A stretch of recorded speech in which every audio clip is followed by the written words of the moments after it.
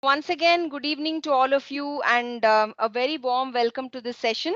So we have with us, it's my privilege to and honor to introduce our guest speaker for today, Dr. Preeti Galagali.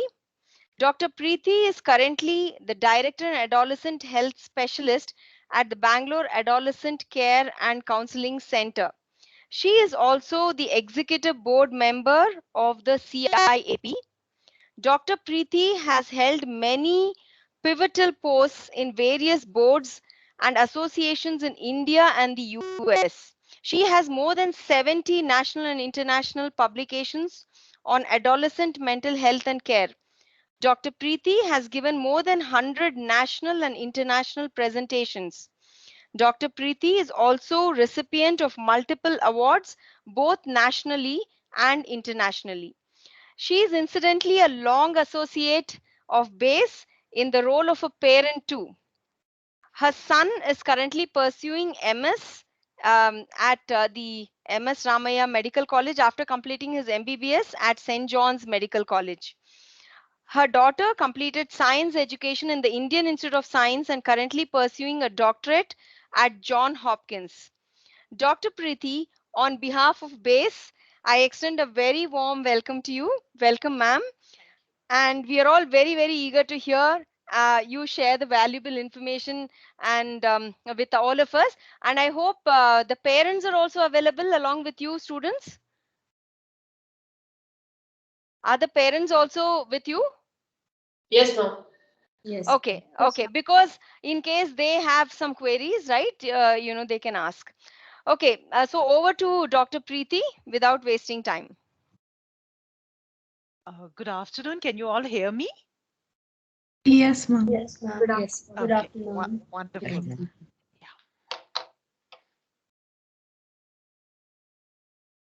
Yeah. So it's great to be here as as a doctor here. I've been often coming to base as a parent when my both my children were being trained here.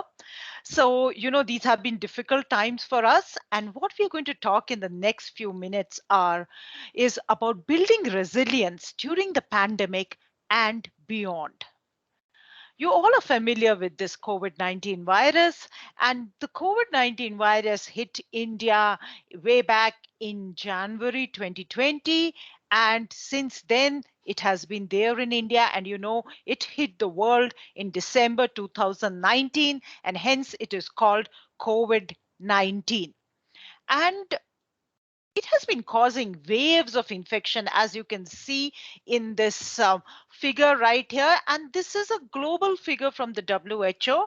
The waves have come and gone. And right now, many countries in the world are almost facing the third or the fourth wave. How does it look for India? Well, we have been fortunate that we have been hit, but currently things seem to be under control. And you can see we had one smaller wave and one second wave, which was quite disastrous for the country. And people are saying the third wave may strike somewhere in October and November. And we have to be on our guard to ensure that this wave is not a big wave, but it is a ripple. How can we do that? We can do that by ensuring that all people above the age of 18 are vaccinated. And the good news on 23rd September was that 66% of India's adults have been administered at least one dose, and 23% have been received both the jabs. And on 17th September, there was a record of sorts when 2.5 crore Indians got vaccinated. So I would recommend all of you, the young health ambassadors of the country, to make sure that adults in and around your house are vaccinated. And when the vaccine comes for you, make sure that you too get yourself vaccinated. In the meantime, make sure that you get all your other vaccines, which are, mandatory for you, like the tetanus booster, the diphtheria booster, also the flu vaccine, and the pneumonia vaccine. They too should also be taken by you. Right. Okay. So ensure that you have at least now, see, we are kind of, the cases are less now. Make sure that you go and visit your doctor once, check on your health status, and get your vaccine completed in this time. In the meantime, if we want the third wave not to be a huge wave and just a ripple, we should ensure COVID appropriate behavior. I think you all know about it. Follow the respiratory etiquette, and use your elbow or a disposable tissue to sneeze or cough into. Wear a mask properly, not in your neck and not below your nose. Make sure it covers both your nose, mouth, and also your chin. Don't touch your nose, eyes, and mouth unnecessarily. Follow all the 8 steps of WHO washing technique. Maintain a distance of at least 6 feet, and as far as possible, stay at home. I think this has been reinforced again and again. Important thing which I want to reinforce, festival time now. I must take this opportunity to wish you a very happy Dasera and a very happy Deepavali following that. But make sure that you are not in closed spaces which have poor ventilation, you are not in crowded places, and you are not in close contact settings. So remember the 3 C's. Remember, our aim is not to make the third wave a huge wave and convert it into a ripple by COVID appropriate behavior. Now, we are all in the storm of the COVID pandemic. But remember, the storm is there for all of us, but we are not in the same boat. Some of us are very strong and we have faced the COVID very boldly. We, in fact, learned a couple of things along the way, learned a few new hobbies, learned how to cope up with online education. While some of us have not really enjoyed the online education, we have felt that our life has been disturbed. So, though we are in the same storm, we are not in the same boat. And you also know, for those who do not have access to online education, and that includes almost 60 to 70% of the students in the country, it has been a terrible time as far as education grows. So we are in the same storm, but we are not in the same boat, and we have to make sure that our boat becomes stronger with time to withstand any kind of storm. And that is why I'm talking to you today. And before I talk to you, what is most important is how you see yourself. Look at this cat. The cat looks into the mirror and feels that I am as brave and courageous as a lion. So recognize your strengths. Be strong. There have been times when your parents have not been well and you have really looked after them. When your grandparents have not been well, you have been helping, caring. When you yourself have had difficult times in school, in your friendships, but you have come out victorious. So remember all your strengths, because these are going to make you feel positive, and this will help you to withstand this storm of not only the disease but also of uncertainty, loneliness, loss of routine, loss of school, loss of play, missing friends, missing teachers, and missing school environment. And I must also take this opportunity to thank all of you for filling up the forms that we had circulated. And from these forms, I have come to know that nearly 90% of you have been strong enough in fighting out this difficult time very bravely and courageously. And I have learned a lot by going through your forms. Now, I would like to discuss in the next few minutes what is resilience, what is stress, and what are the stressors. And these are the stressors which have come from you. You remember there was a question in the form asking you what are the stressors and how can we make ourselves more resilient, and what are the ways to the stress busters, and what are the resilience building strategies. And to tell you frankly, I'll be taking some of the strategies that you have mentioned in the form, and because one person may have one particular strategy which may also benefit your friend. So this is the way in which today I'm going to share all the strategies put together, and I hope you'll find them useful. So what is resilience? It is the ability of an individual to function competently in the face of adversity or stress. It is the ability to bounce back, ability to face the hardships and setbacks in life. It is said, never ever give up. Fall down 7 times, but get up 8. Let me take the example of a bouncing ball. I'm sure you have all seen a bouncing ball. And when you bounce the ball down, what happens? It bounces up. And the harder you bounce it down, the harder it goes up. Isn't it? It bounces up. So, what is resilience all about? Resilience is all about, yes, we all face adversities, we all go down, but then we bounce back even higher than before.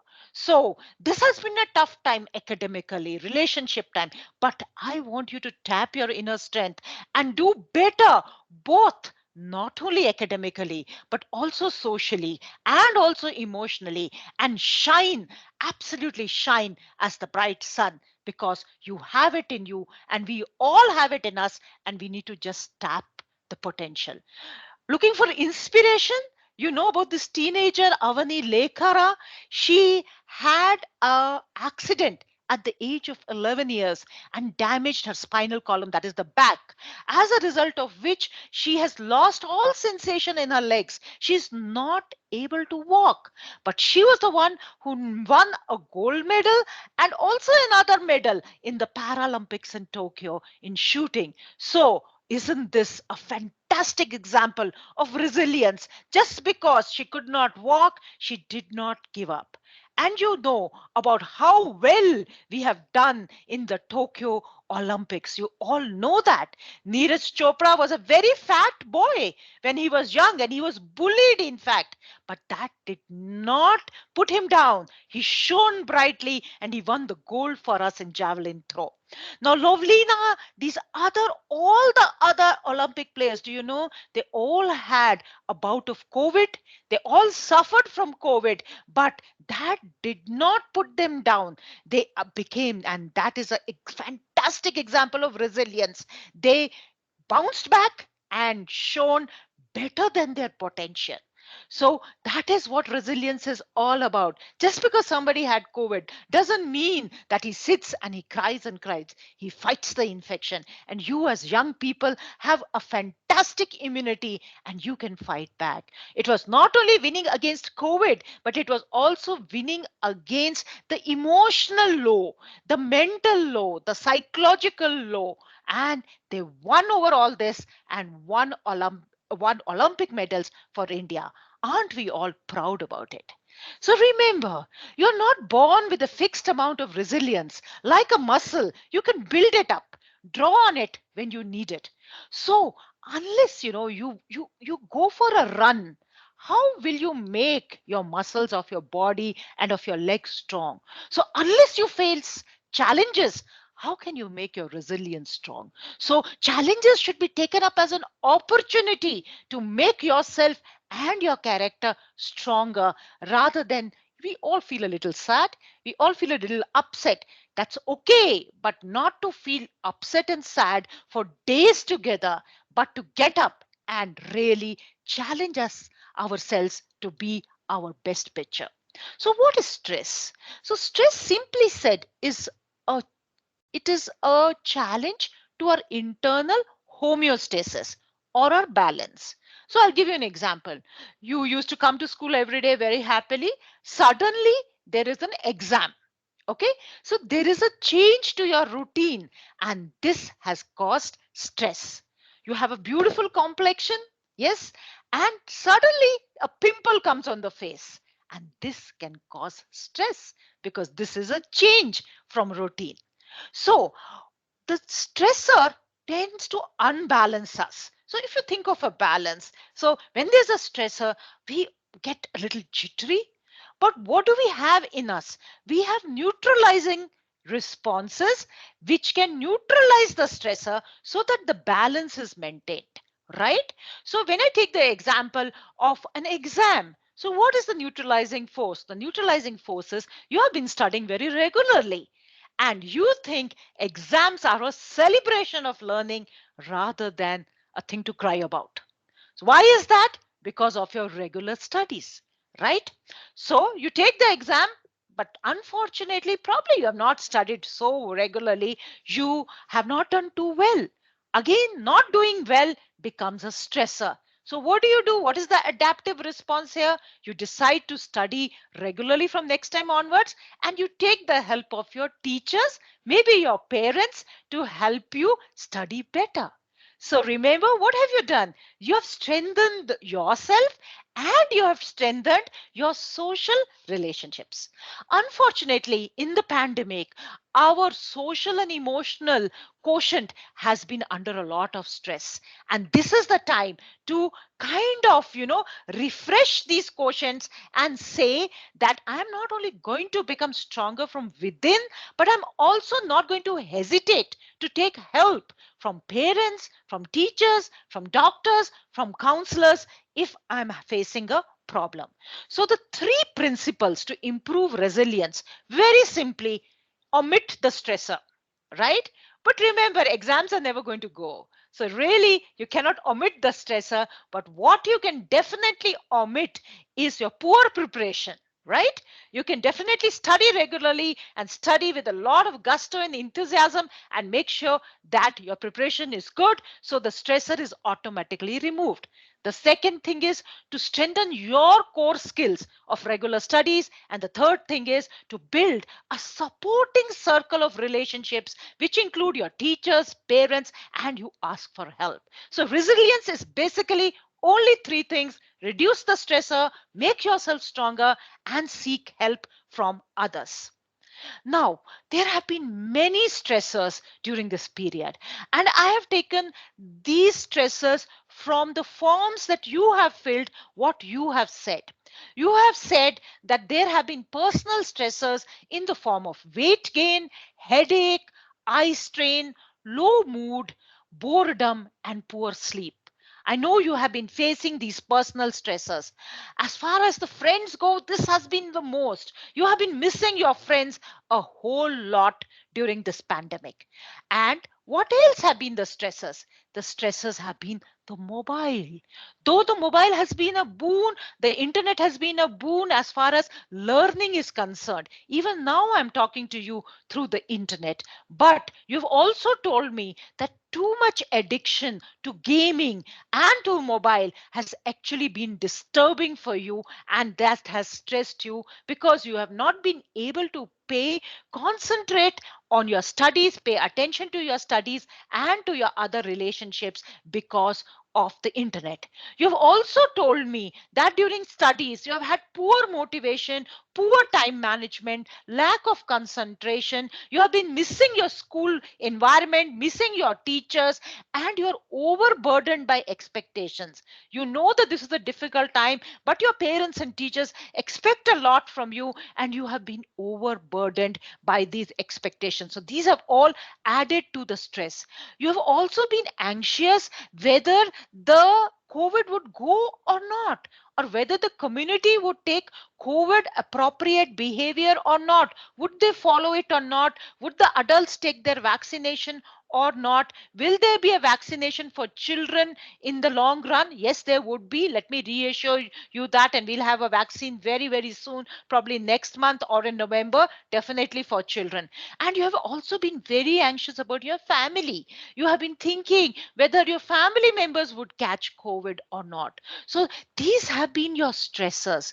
But as you look at these stressors, remember they are also your strengths. If you make yourself healthy, if your family, friends, your teachers, the media you use responsibly, the schooling you continue through your online school in an appropriate way, the community, if you can educate, they can also be your sources of resilience and your stress busters. So, what has happened in some of you who have actually faced distress at different points of time? There have been headaches, sweating, stomach pain, increased pimples, sleep disturbances, poor focus, forgetfulness, tearfulness, sadness, poor appetite. Some of the young people coming to me because of excessive stress have even thought of self harm. Some of them have become very angry, disturbed, and violent. Let me just share with you one of my cases. This was a 14-year-old who came to me with her mother, and the mother said, I don't know, doctor, what has happened to my daughter during the pandemic. She's always fighting with me. So I talked to this girl alone, and she told me, Doctor, my little sister has a health problem. So my parents are always after her. They are totally neglecting me in this pandemic. I have no friends. I don't even go to school, and I am feeling so neglected. All the attention is being given to my little sister. So, as I was counseling her and trying to make her understand that your sister has a health disease, probably your parents are, that's why health problem, they're spending more time with her. As I was taking these sessions with her, suddenly COVID struck and both her parents became COVID positive, right? And the sister and she were the only two people who were COVID negative. So both the parents were having a mild disease, but they were put on home isolation. So the whole responsibility of the household fell on this young girl. But remember, she was in distress. She was feeling absolutely very, very sad. But she talked to me on the phone, and I said, this is the time to tap in your resilience. You were missing your parents and you love them a lot. I know that. You were missing them because they were giving more attention to your sister. But now is the time to really show your love for your parents. And that just one sentence charged her up. For 14 days, she looked after the household, she looked after her little sister, and her parents were absolutely fine after 14 days. And the bonding between the parents, my patient, and her little sister, in fact, improved. So you see, this is a classic example of resilience. The things were all against her. Her relationship with parents was bad. She was feeling very, very low. But when there was a calamity, she stood up and she really helped her parents to find this distress. But there are some wrong ways of handling stress. Let me again tell you another case of mine. This 12-year-old boy came to the clinic during the first wave. And I asked him, how are things with you? He had come for his tetanus booster vaccination. He said, things are great, doctor. I'm having a great time with my parents because both my parents are working from home. So I was happy. And then the second wave struck. After the second wave struck, both his parents got seriously ill and they were admitted to the hospital. He was left with his grandmother. His grandmother, unfortunately, could not spend some time with him. And this boy, because he had nothing to do, got addicted to mobile games. And he stopped sleeping. Can you imagine? He was on mobile games for nearly 18 to 19 hours in a day. And after his parents came back from the hospital, they came back to me and I was counseling him. And he said, Doctor, I was so tensed up for for my parents. I had nothing else to do. And that is why I'm on the mobile. So now it was a challenge, and we had to think of alternate activities. Some of you have asked me, what is the importance of hobbies? So it's good to have alternate activities to keep yourself busy and engaged. And he's still under counseling, but from 19 hours, his mobile usage has now come down to 7 hours, which is still a lot, but we are at it and we are improving. So sometimes you may take a maladaptive way of handling stress. You may feel, oh, nobody understands me. And you go on to a withdrawal, don't want to talk to anybody. Sometimes some young people think of running away from home. Sometimes some get so angry that, like I told you about my young patient, they start screaming and shouting because they don't know the correct way of expressing their emotions. Some of them take to drugs. Some of them even self-harm themselves. Some of them even think of committing suicide. So these are absolutely wrong ways of handling stress. And I hope that today, after my talk, you will learn some appropriate ways of handling stress. And before I do that, let me just tell you a little bit about your brain. So if you would know your central nervous system, this is the cerebral hemisphere, and this is one half of the cerebral hemisphere. So as you become older, as puberty strikes, for the girls, it is a development of breasts. For the boys, it is the development of testes. At the age of 10 to 12 years, there is a center in the brain which is called the limbic system. It matures. It's also the center of emotions. So what happens now? Your emotions are on a high. If your teacher calls you a Dumbo, you feel really hurt. And you feel that you are the worst student in the world. She may have said Dumbo just because you did a small mistake and she wanted to correct you. But what have you done? Because you're on an emotional high, you have exaggerated it in your brain and you have decided that this teacher hates me. Well, that is not so. This is because your emotions, your emotional center is hyper reactive at this point of time. So, what do we do here? So, what we do is, though we understand that we have been hurt, it is a good idea after the class is over to go back to the teacher and ask her if you know why she called you a Dumbo, apologize and tell her, I would like this clarification from you. I would like you to clear this doubt. And if you don't know why she called you, please ask her, ma'am, I didn't know I have done this mistake. So please do not think your teachers, your parents love you a lot and want the best for you. But sometimes they may say some things which may hurt you. Do not exaggerate them. Do not amplify them. Now, the second center to mature is the reward center. You want appreciation from your teachers, from your parents, and from your friends. You also get very thrilled when you achieve lots of achievements, like in academics, you win prizes, or in sports, music, dance, you learn a new hobby. This is your developmental need. And when you don't get these appreciations or you don't have these hobbies, you tend to feel very, very sad. And that is the main thing about low mood during the pandemic. Why? You didn't have your friends, you didn't have your teachers, you didn't have your schools, all your hobbies were cut off, and you went into a real low mood. Some of the young people who could not overcome this low mood started taking drugs because drugs stimulate their reward center. Some of them also started eating more. It is called emotional eating because eating again stimulates the reward center. Now, you would ask me this question: aren't the reward center and the limbic system mature in adults? Yes, they are mature in adults, but adults have another control center called the prefrontal cortex or the judgment center, which controls emotions and controls the reward seeking behavior. So, this control center for you would only mature in the late 20s. Hence, you are prone to ups and downs of emotions and that intense seeking reward behavior. What do you need here? You need the help from parents, from your teachers, from other healthcare professionals and doctors like me to tell you all is well, cool down, chill, calm down. Sometimes your elder friends who have their prefrontal cortex mature, who are in their late 20s, or your older cousins may also help you to control your emotions. But definitely, what I want to re emphasize here is sometimes you will not have solutions to all the emotional ups and downs. You must learn to seek help from elders in the family or in the school.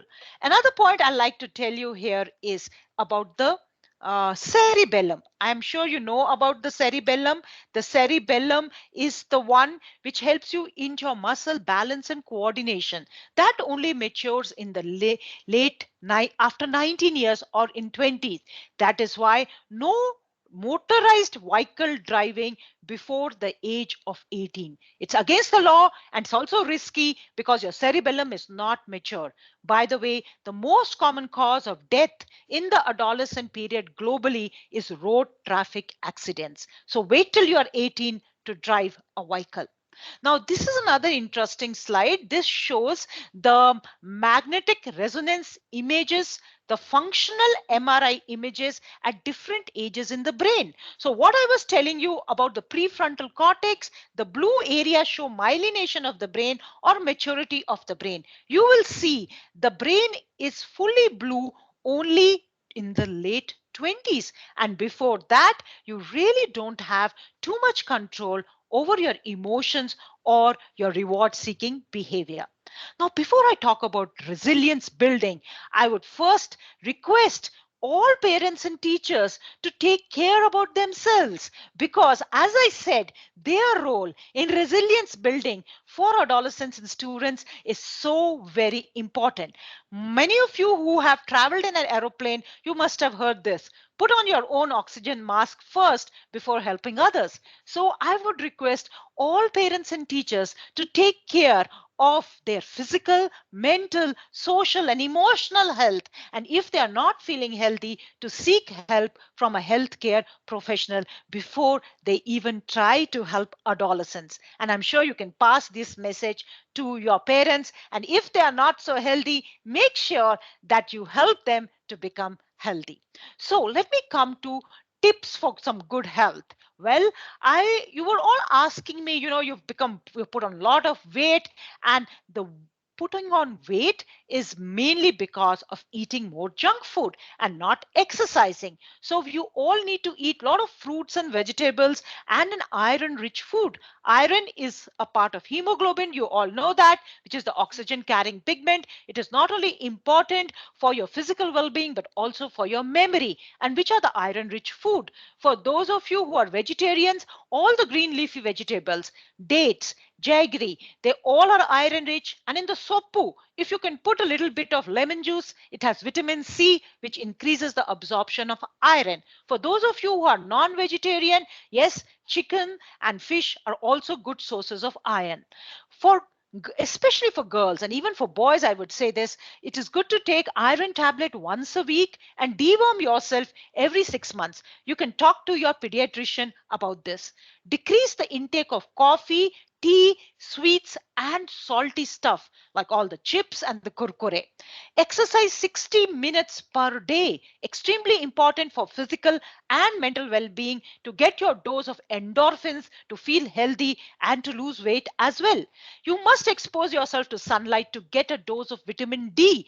And the best time to expose yourself to sunlight is between 10 o'clock to 3 o'clock, because the UV radiation at that time, when it falls on the skin, it promotes the formation of vitamin D. Sleep is extremely important. 8 to 9 hours is what is recommended, and nothing less than 7 hours. Remember to keep your devices away from your bed, because the blue light from the digital devices decreases the secretion of the hormone melatonin, which helps you to sleep.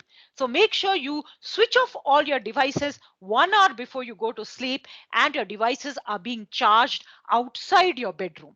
And maintain a normal weight for height. And I'll just tell you a minute about body mass index. And of course, you should have time for relaxation. So 2 to 4 glasses of milk, extremely essential, because this gives you calcium. And the adolescent period, that is the age group between 10 to 19 years, is the last chance to store calcium in the bones. So if you want your bones to be strong for life, this is the time to increase your intake of milk.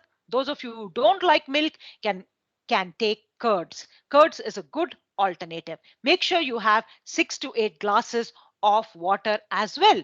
And you're asking me about obesity. Look at this. One slice of pizza will give you 350 calories.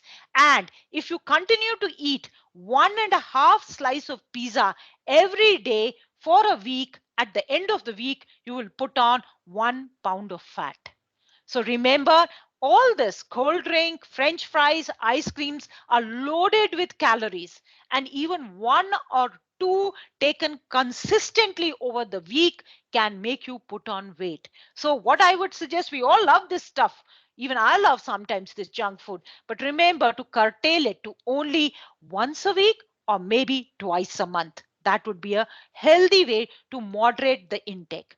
So you must be wondering whether you're fat or thin. The best way to do this is to calculate the body mass index. This is the weight in kg divided by height in meters square according to your sex. That is, whether you're a boy or a girl. There are BMI charts available, and there is the website of Indian Academy of Pediatrics. You can Google it and download the body mass index charts for yourself, and according to your age you can really chart it and know whether you're overweight or underweight.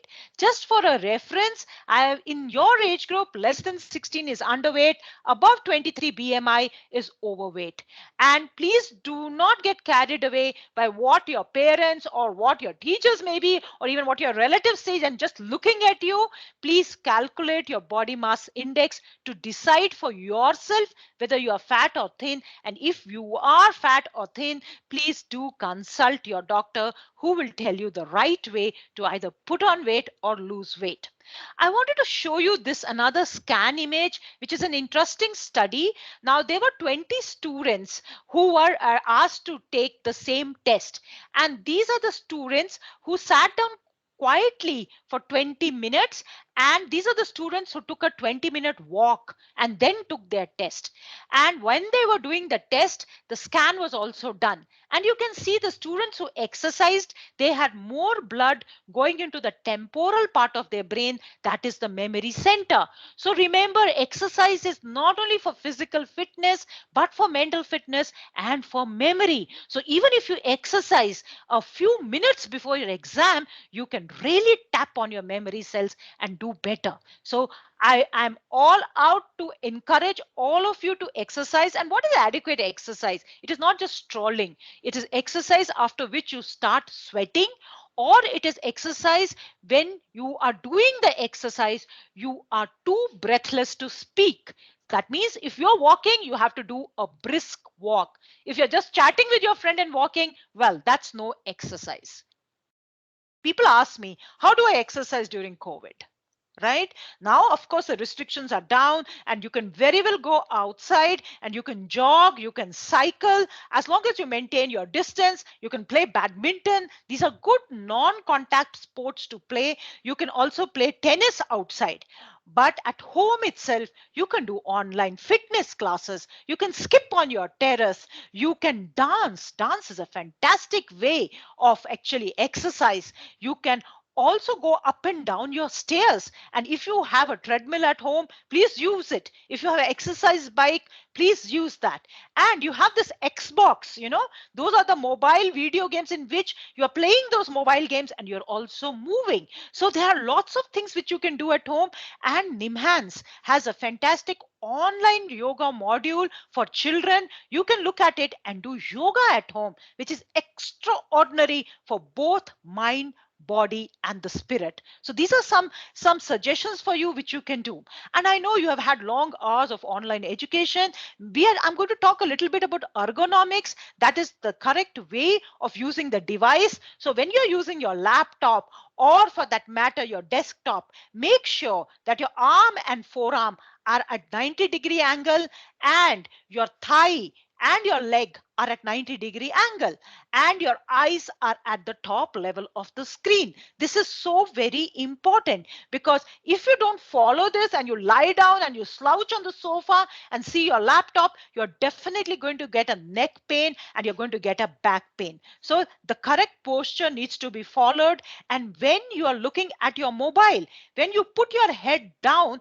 you're increasing the load on your spine, and that is the reason for your neck pain. So what you need to do is you have to lift up your mobile and then see it, rather than bending your spine down. So this is the correct way of using, rather than bending your neck down. So this is what you have to follow. So keep your head up and chin tucked in. And many of you have complained of eye strain and eye pain. So what we say, follow the 20-20 rule. Every 20 minutes, take a break for 20 seconds and look at an object 20 feet away to relax your eye muscles. But I know most of your periods are for 40 to 50 minutes. In between the periods, when you get a break, please don't go and play a mobile game. Look out of the window. Look out on the road to give relaxation to your eyes. And in between, also remember to do some flexibility exercises like rotating your shoulder, rotating your neck. These are all available, easily available online. So keep yourself fit even when you are online.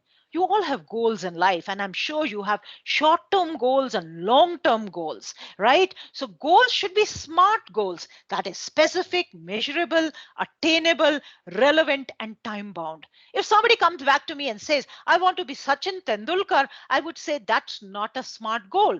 But if somebody reframes and says, I want to be as good a cricketer as Sachin Tendulkar, that is a smart goal. And then we can see how can we become a good cricketer. So remember to have goals, because goals give you that purpose to life, and that is so very important. Yes, time management is extremely important. There are some tasks which have to be done daily, and there is no compromise except on the holidays or the weekends. So schooling is every day, sleeping for 8 hours is every day, grooming, taking a bath, brushing your teeth, dressing up every day, media free meal time and family time, very important. And exercise, as I said, very important. What is flexible? Flexible is your study time and your relaxation, recreational time, or your time which you spend with your friends. For example, if you have too much to study one day, you can reduce the time that you spend on the television, right? You had an exam the other day. Well, do that first. Start preparing for that exam first. And I would say form a routine daily. After you finish your online schooling, think, what do I have to do for the next day? Do I have an assignment to submit? Do I have the exam the next day? My project is 1 week away. How many days would I need to do my project? So make a task list every day. Make your timetable every day after you finish your school. Only then it will be effective. Lots of you have said, we have formed timetables, we never follow them, because there are different needs of every day. On a holiday, your timetable will be different. So on a holiday, don't wait for schooling. Get up in the morning and see what you want to do during the day. But on the other weekdays, may keep it flexible and keep telling yourself, I can do it. And lots of questions about concentration. So I would say have a special place to study. It may be a table on a desk, or it may be even on the floor. Usually a bed is not preferred, because when you go on a bed, you go on a sleeping mode. And please keep distractions away. It has been proved by research that if you have a mobile phone on, with an iPad on, with your music on, and then you have a book in front of you, it just doesn't work. If you have a mobile phone from which you are studying, or you have a laptop, one device from which you are studying, and a notebook, that's the way it should be. So when you're studying from your laptop, keep your mobile away. Very important. And some people cannot resist the temptation, so keep it on the top of a cupboard. Probably you need a ladder to climb up and get it. So do things like that, and understand yourself that distractions are no good for a study time. Now you have physics to read. Don't sit down and say, I will read all the 5 chapters of physics at one go. Divide your work into goals. Scientists have said that usually a mind cannot concentrate for more than 50 minutes. Some of you may even get tired after 30 minutes, while some of you may be even studying for 2 hours. But remember, 50 minutes is what is usually the time for which a brain can concentrate. Whatever I'm telling you, you can pick up what suits you, and you can just discard what doesn't suit you. Sometimes having a symbol in front of you, maybe the picture of God, maybe the picture of your teacher, maybe the picture of your parents, maybe your favorite cricket cap, that can motivate you to study, because you don't want to let down that person. Should I speak or should I study in my mind? It is what you suits you the best. Some of you may study well when you write. If you're getting bored studying in your mind, start studying aloud. If you're getting bored studying aloud, start writing. Okay, which is the best time to study? Any time which you are convenient with, but make sure that you have at least 8 hours of your sleep. That is what is important. Is group study good? Yes, it is good. It's great, in fact, if you are studying in a group and not whiling away your time chatting when it is study time. I don't mind if you chat with your friends when it is relaxation time, but while study time, you study in a group. It's great to clear doubts with each other. So make studying a habit and enjoy studying. That is so very important. And when you get up in the morning, you have two choices: sleep with your dreams or wake up and chase them. And I hope you will wake up and chase your dreams. What do you do when you get bored? Now, these are some of the examples from my patients who have shared with me. Some of my young patients went out their terrace and started taking photographs. So you can see this kite and parrot. This is not from a bird sanctuary. It is from the terrace of one of my patients' house. And he really enjoyed photography to beat the stress. Another of my patients was always very crying and very irritable, and parents could not find out what was the cause. I asked him to draw his feelings, and he said, "Doctor, I feel suffocated in the mask, and I feel that everybody is crying." So this was one of the ways when we found out that what was making him more irritable. This was another patient who said, "I don't have any idea how to fight my stress." I said, "What all can you think of? Just draw it." And look at the drawing, right from the laptop to gardening to baking to WhatsApp to exercise to Om. She has drawn all this. These are all stress busters, and she is a very happy young girl now. This is Mandala art, and many young people have done this art and felt at peace with themselves. So these are some of the hobbies which you can actually do. It all depends on how you look at the thing. Now you look at this. Some of you may be seeing a wine glass, and some of you may be seeing these two faces. So you come back to school and you see your best friend, you wave at that best friend, and the best friend does not speak to you. And you feel, "Oh God, my friendship is broken," and you start crying and you're so dejected. But when you go back to the friend and you say, your friend says, "Hey, I got a little headache today. I didn't notice you that you had come." So the way you perceive a thing actually changes your thought. Remember, when you have positive thoughts, you have positive feelings and you have positive behavior. So remember to be positive. Change the negative way of thinking. The things don't look like I said, the teacher saying Dumbo, and she said, "I want you to really do well in your exam because you have so much potential." Right? So you may have felt hurt at that time, but what was inside the teacher's mind was actually to tap your inner potential. Right? Let go of things which you cannot control. When will the pandemic end? Why can't my friends follow COVID appropriate behavior? What do you do here? When will the pandemic end? Nobody knows. Why don't my friends follow? Something is there under your control. You can go and advise them, but you cannot be spying behind them and making sure that they always follow COVID appropriate behavior. So that is out of your control. Why does my friend get 100% and I get 90 out of 100? Right? Now that is out of your control because your friend is studying the way he does. But what you can do is study better than before. Right? So remember, no point in really getting tense about what are things out of your control. So God grant me the serenity to accept things that I cannot change, and to have know what I cannot change and what I can change, to have that wisdom. So very important for all of us, especially during the pandemic. These are three techniques. You can tell yourself positive affirmations every day. I believe in myself. I can do better. I am a good person. I will be helpful. I am helpful to everybody. Put these positive affirmation cards. When you see them, you will feel motivated. You can have a happiness jar. Today, your sister helped you to clean your room. So you were very happy. You put that in the jar. When you're feeling down, you can pick up something and say, "Oh, today my sister scolded me, but the other day she helped me, and this made me feel happy."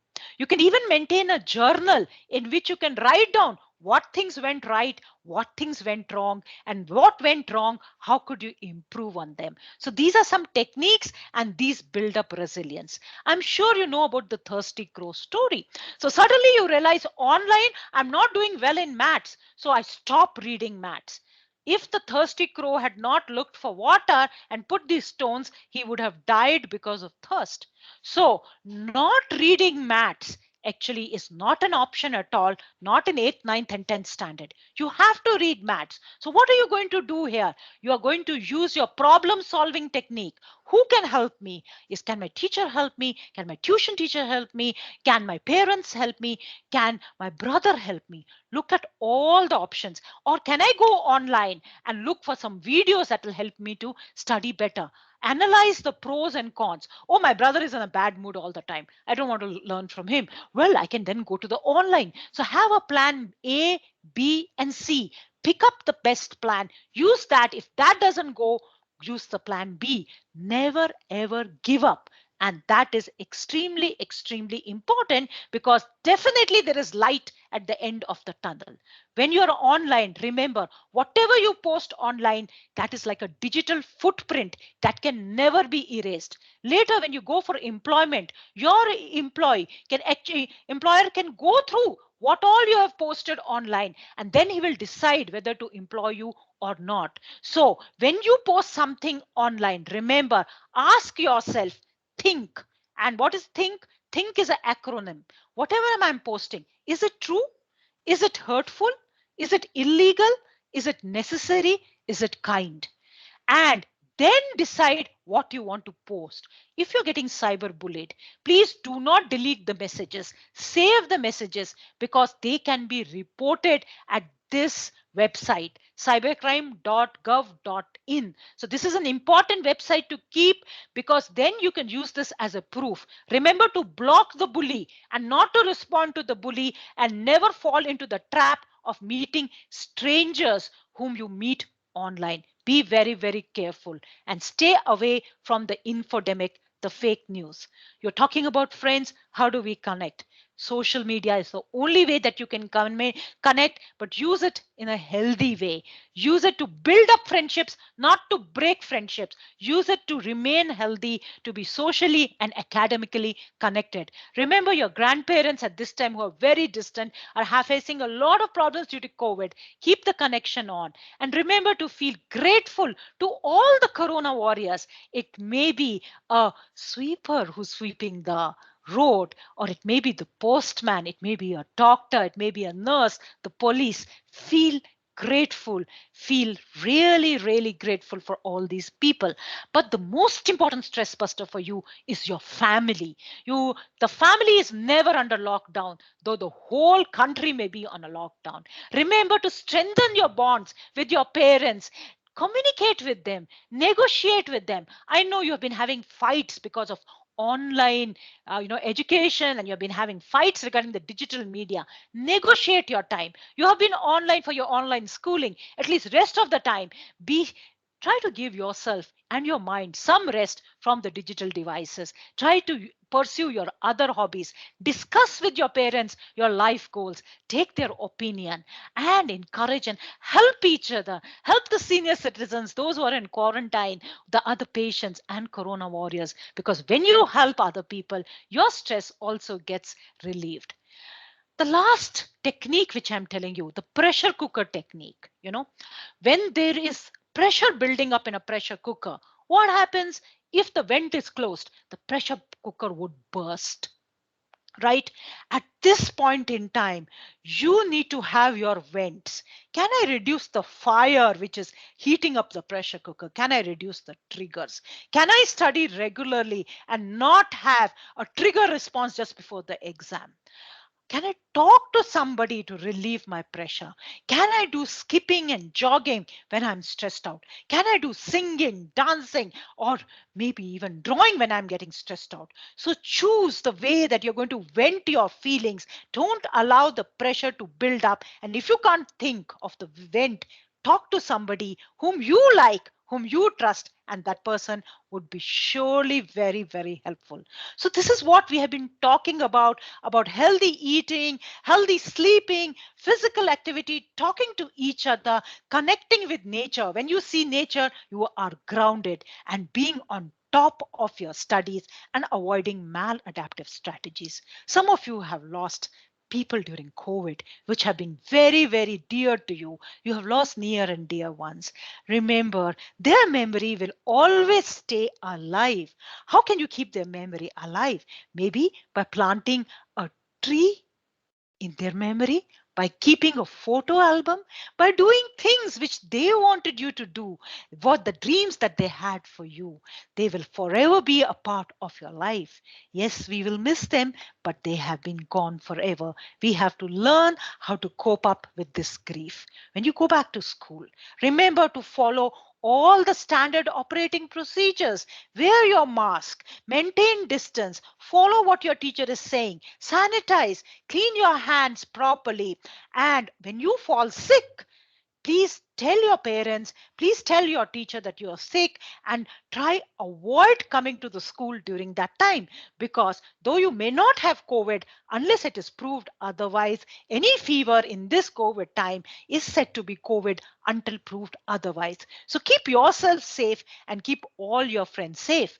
And when you come back to school, ask each other, how did you cope with the pandemic? Inspire each other and get inspired. If you have a problem in studies, your teachers are there to help you and they'll be more than happy. Don't keep the pressure on inside the pressure cooker, keeping the vent closed. Come out with your emotions. That is the best thing. There have been some of you who have noticed a fall in academic performance, a fall in behavior which has lasted for more than 2 weeks, a loss of interest in activities. Some of you who enjoyed seeing the television now for more than 2 weeks do not like watching the television. You have had loss of sleep, appetite, not taking a bath, getting recurrent headache and stomachache for more than 2 weeks, sometimes thoughts of self-harm. All these people and your friends whom you know have these problems for more than 2 weeks need to consult a doctor immediately. It's very, very important. I may feel sad today and I may feel okay tomorrow. That's fine. But if I continue to feel sad, angry, irritable, I don't want to sleep, I have no appetite for food for more than 2 weeks, and I feel like ending my life, this is the time when I definitely need to see a doctor. Sometimes you will not confide in your parents, you may confide in a friend. And I would request that friend to be calm, to help this young person to actually confide in the parents or a teacher or a health professional. If you are too shy to seek help from a doctor, we have these psychosocial toll-free helplines which are available. This is being looked after by NIMHANS 08048611007. Please note it down. For children below the age of 18 years, we have the child line. So if you are hesitant to go to the doctor, you can dial these numbers. The child line number is 1098. So be supportive, be careful, be alert, be kind, and be ready to fight COVID-19. We can all come back this together as one if we are united. Help people to move from their fear zone and to move into the learning zone and finally in the growth zone. And I hope that all of you would have overcome your fear and now are learning how to go into the growth zone. And I feel most of you are in the growth zone already. So don't be afraid of the third wave. Don't be afraid of COVID. Prepare. Don't panic. Take this as an opportunity to make yourself stronger for life. And I hope that you, the new generation of India, would be the most strongest generation ever, because you have faced the most disastrous calamity of, I would say, the world, the pandemic. So I request all of you to use your skills and become very strong. And I would like to end with this quote: you only live once, but if you do it right, once is enough. All the best. I'm sure you would do great. Thank you for a very patient hearing. Yeah, I have these questions. Yes. But then we have to share the mic. So Okay. probably Okay. you can just read the Yes. questions and Yes. Has anybody written some questions in the you can chat just box? ask them probably. Have you written a few questions? You can ask them. Okay. Okay. Yeah, yeah, I think Is there any way which I can you see? can ask them if they have any You can questions. unmute yourself and ask also.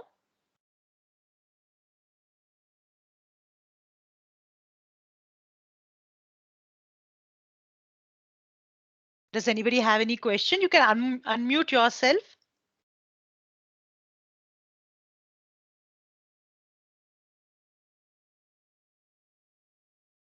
No? Okay, otherwise you can, Okay. whichever you feel you have Okay. not touched Okay. on. Okay. Okay. Okay. So some of these questions have been asked by few of you. So how to develop a discipline for consistent learning? Do you think you have any doubt in this? I think I have briefly touched on it, that you should have your goals in life. In fact, when you have a broad goal and you have a daily goal in life, and amongst the daily goal, I would suggest keep a daily goal of regular studies. That's extremely important. Whatever has been taught in the class, remember to revise it, to complete your homework. If there's a test the other next day, prepare for it. But remember, before I even talked about the study time, I also told you about discipline for your exercise, for your eating, for your sleeping, and for your grooming, which is extremely very important. How to keep ourselves motivated throughout the journey? So how to keep yourself motivated throughout the journey of life? I think it's very important to have goals in front of you. So it's extremely important. If you have those goals every day, you would be seeing them and telling yourself, this is what I have to achieve. So you can even break up the goals. Like I said, have long term, short term, and also daily goals. And the goals itself will keep you motivated. And the point is, suppose you have not achieved your goals, you can sit back and see what was the roadblock.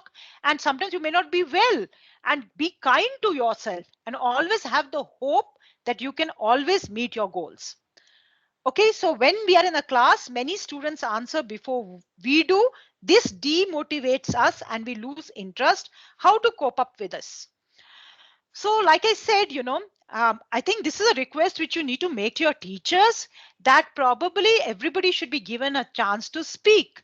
Right. So that is one thing. I don't know whether this is online or offline, but ideally speaking, that you can talk to your teacher and say, let us all raise our hands. And if somebody's already answered a question, that person should not be, given another chance unless nobody else is able to answer the question.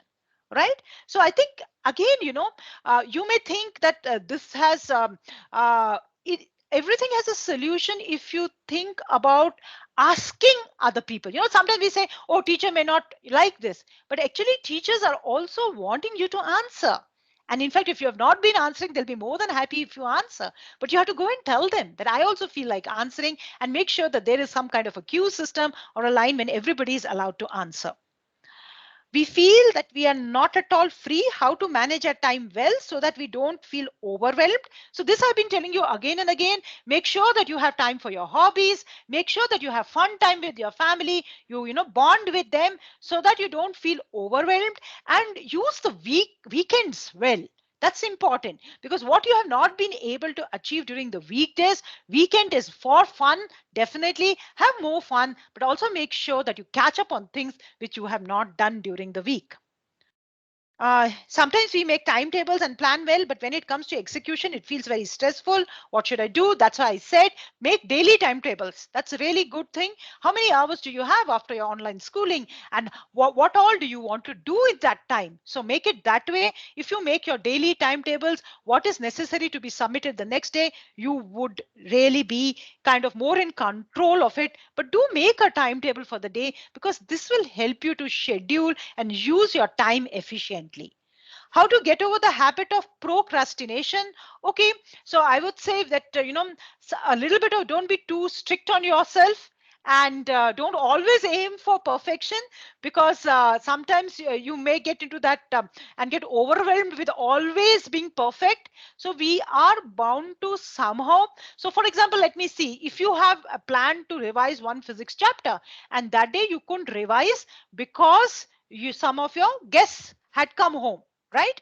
But that is your regular study. So mark it and keep it that you would do it over the weekend, right? So this is not procrastination. Though you were not able to do it at that day, you have postponed it to the weekend, and make sure that you do it. And once you start doing it, you will get more confidence in yourself, right?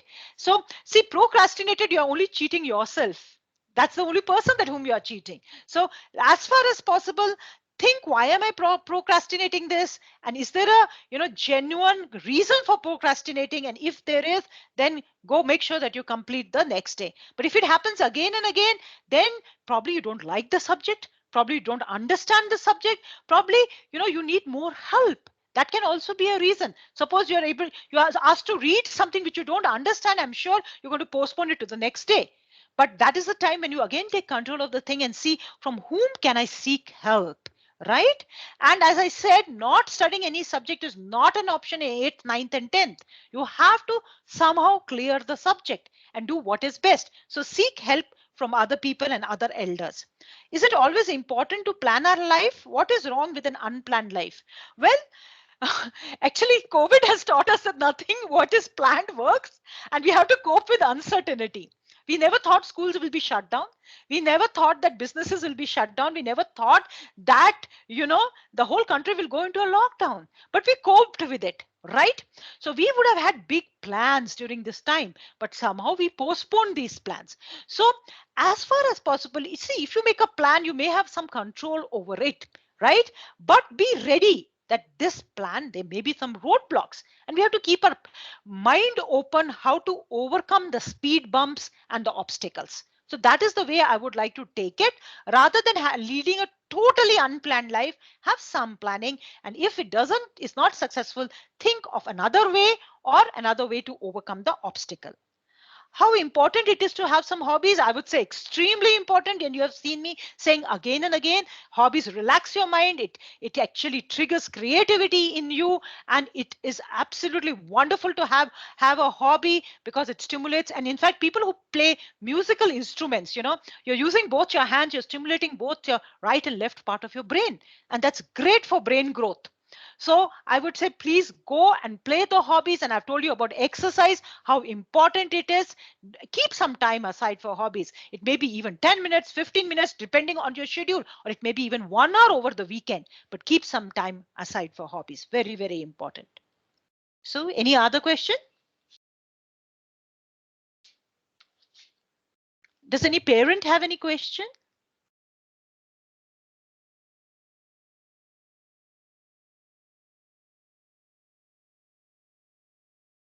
I think then We can wrap up. Yeah. So I think I need the mic. Yes.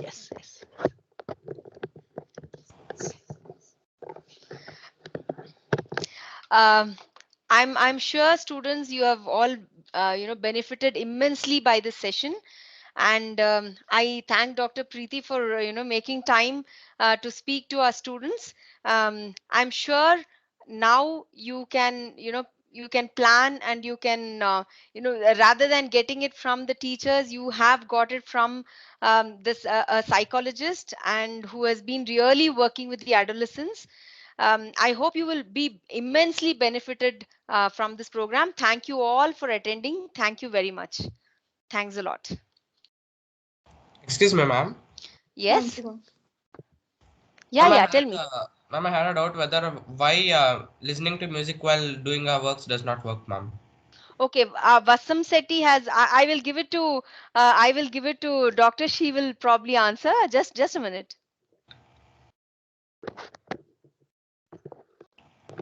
Yes, tell me. Ma'am, why doesn't listening to music while finishing our works complete the task easier, ma'am?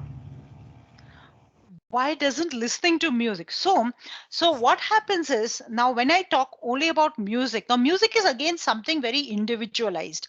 So some people use music to kind of make a barrier against the outside noise. Suppose you are in a very your house is in a place which has a lot of traffic, right? And because of that you cannot study. So you may use music as a barrier to that noise, which will help you to focus. But when you are studying, if you are concentrating on the lyrics, okay, what the singer is saying, and at the same time you're trying to memorize something which is there right in front of you, that will not be possible.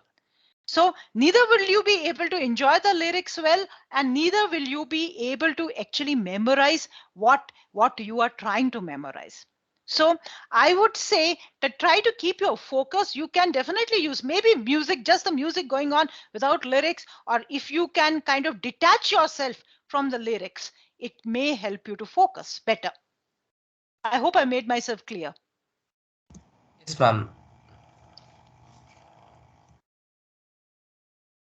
Anybody else has a question?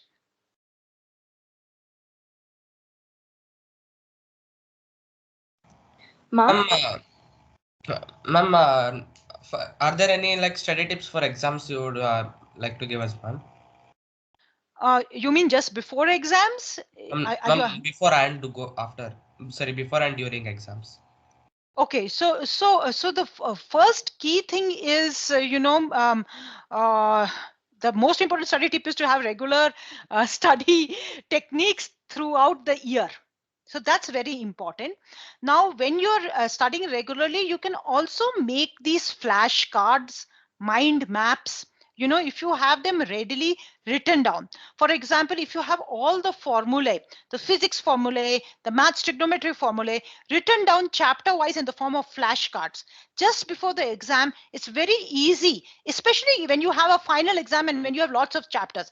Just for a single chapter, you may not feel the need, but when you have lots of chapters to read, it's a good idea to have the flashcards. And if you can make a mind map, I don't know whether your teacher has told you about a mind map. So let me give an example. Suppose the vitamins, we talk about vitamins. So the various type of vitamins are water soluble and the fat soluble vitamins. Okay. So I make a circle and I make two outlines and say, okay, the water soluble are the B complex and the C, and the fat soluble are the A, D, E, K. And what are the sources of these vitamins? What are the deficiencies of these vitamins? If I have made a mind map and probably made it in a big chart, or maybe even stuck it on the wall, before the exam, I can just go through that.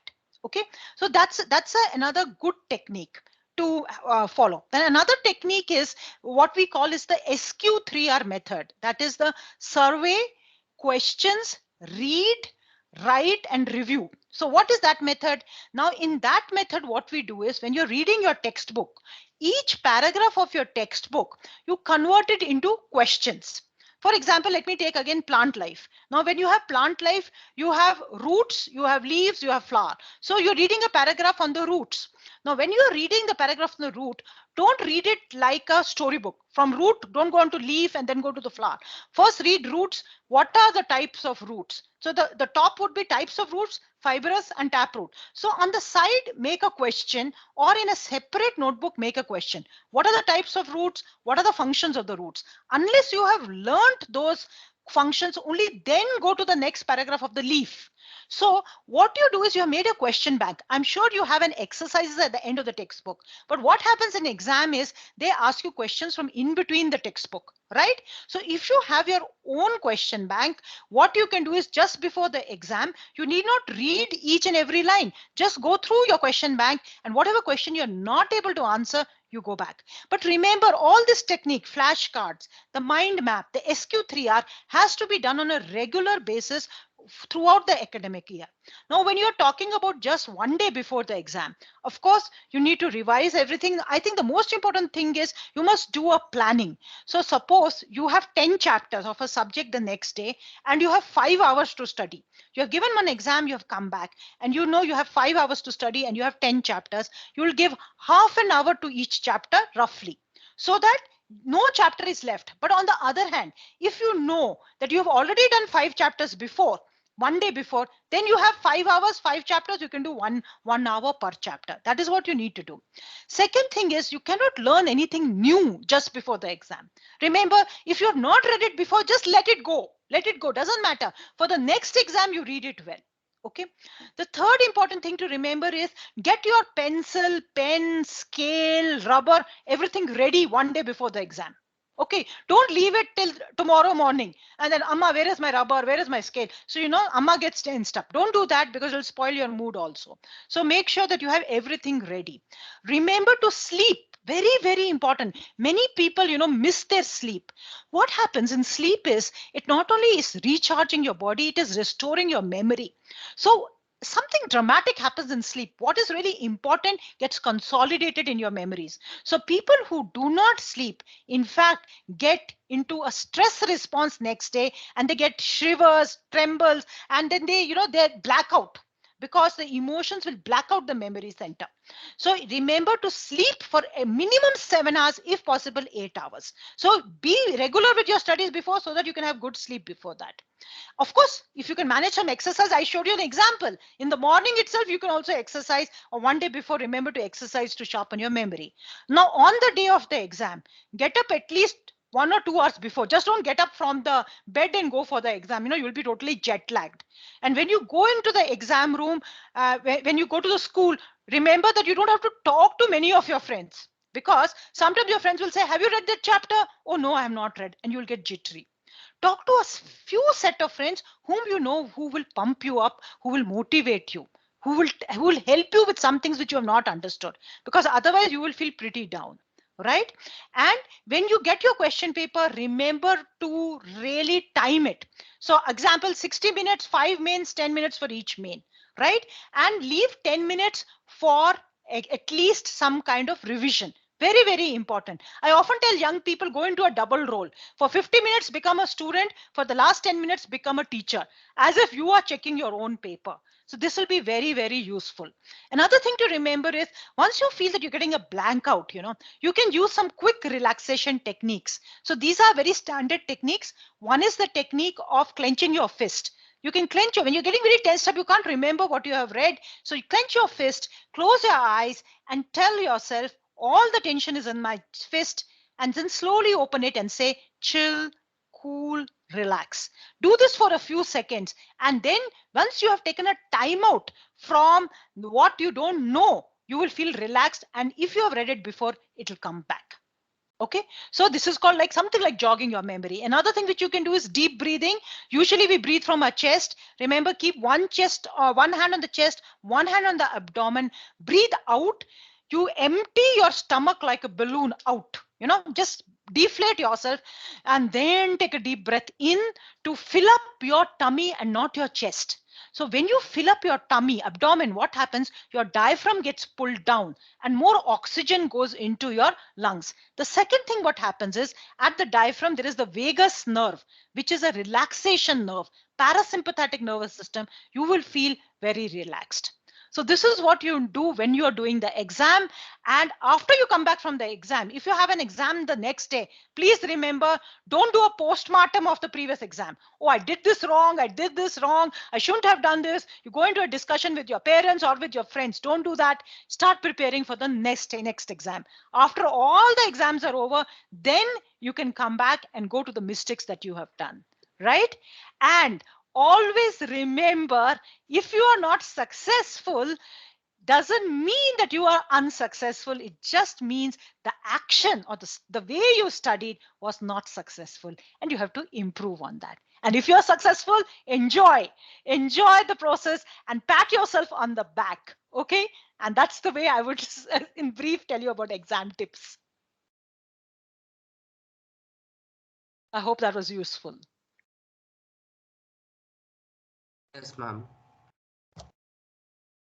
And one last, ma'am. I usually end up getting late in writing the exams, ma'am. I don't know whether it is my time management or my writing speed, ma'am. But how can I improve that, ma'am?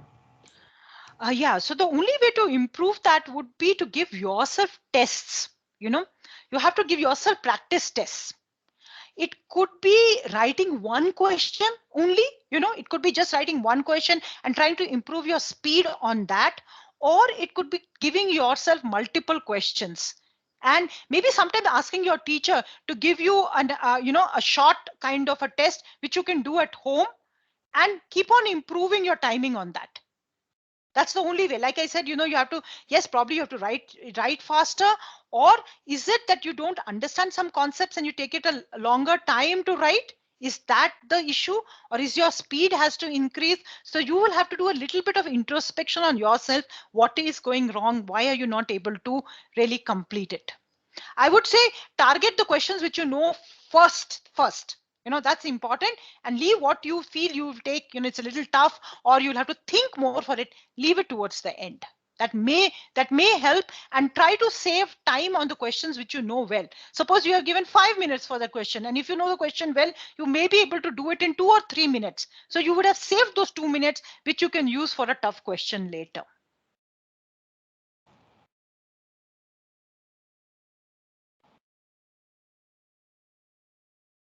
Okay, ma'am. Okay, I think Dyuti had a question. She Yes. just yeah. Tell me, Dyuti. Ma'am, when you were talking about exercising, you said that if we are walking and talking along with a friend, then you don't, isn't, it doesn't really help, ma'am. Why exactly doesn't it help? Because the intensity, see what happens when you exercise, your heart rate should increase. Okay, to really put. So what are you doing by exercise? You're putting a little bit of stress to your body, right? Okay, so when you're giving that little bit of stress to your body, when your heart rate increases, it pushes more blood into your brain and also to the other parts of your body, right? And you're also Yes, putting a little bit of stress to your muscles to become stronger, right? Now when you're yes, ma'am. talking, your pace will not be that much, right? So though it is, it would come into a category of mild exercise. So what is really recommended for health benefits is a moderate to vigorous exercise, right? That is what is recommended for adolescents. At least 60 minutes per day is what the WHO says, to really give you the health benefits, that is strengthening your heart muscles, strengthening your other muscles, right? So if you're just walking, yes, it is mild exercise, you are burning some calories, but not to the extent to give you health benefits. Okay. Okay, ma'am.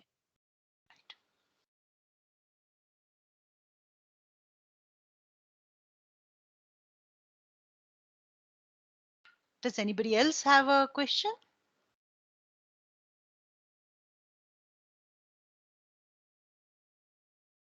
I think we're done. Yes. So thank you so much. It was a pleasure talking to you, and keep in touch. Anytime you have an issue, I've given you my number, and I'm sure you do well in life. All the best. Bye bye. Mom, Yeah, Ma'am, tell and me. ma'am, one small Thank you, doubt, could you ma'am. ma'am. say how to get more motivation to study or do any work? uh, how to get motivation to do work or Yes, to ma'am. study, right? Right. Yes, So ma'am. yes, so like I said, having your goals, what do you want from life? What do you think? Now it may not be even a study related goal. It may be that I want to have the best car. It could be even that. I would suggest to you to write down, how do you see yourself 1 year from now, 5 years from now, 10 years from now? Okay, where do you want to see yourself 10 years from now? If 10 years from now you want to see yourself in a beautiful house, with your own house, with a beautiful car, with you looking after your parents, then how do I get to that house? How do I get to that car? And how do I have my parents with me? Are some of the questions which you should be asking yourself. And to buy that car, to buy that house, you're going to need money. Now, some of you may have parents who are ready to kind of, finance that kind of money, but would you get that thrill satisfaction? Right? What you earn for yourself, the salary that you get, would give you the thrill and satisfaction, whatever amount your parents may be able to afford for you. So I would say keep that self respect on, and you achieve much more than what you feel your parents can do for you. And that would be really having the purpose in life. I'm not even talking about academics here. I'm not even telling you to become a pilot or even telling you to become a doctor or maybe an engineer. What I'm telling you is to think of how you see yourself. Go for it. Go for what you're going to achieve. And and academics is not the only way, but yes, it is an important part of achieving your goals. So you have an opportunity here at base to get training from some of the best teachers in the world. Why not make use of it and strengthen yourself to take up that challenge of achieving your goals? Yes, academics will play a role, though not the only role. Your emotional quotient, your social quotient is also going to play a major role, and your adversity quotient, how you handle the challenges in your life. It could be even the pandemic and various other challenges, break of a friendship, loss of a close one. How are you going to challenge? How are you going to overcome those challenges? All those are going to be important. Academics is also important. So make the best use of it. Okay, ma'am. Thank you, ma'am. Okay, welcome. Right. So should we finally wrap up? Thank you so much. Bye bye and all the best. Okay, guys. Wish you all the very, very best and see you all. Bye bye.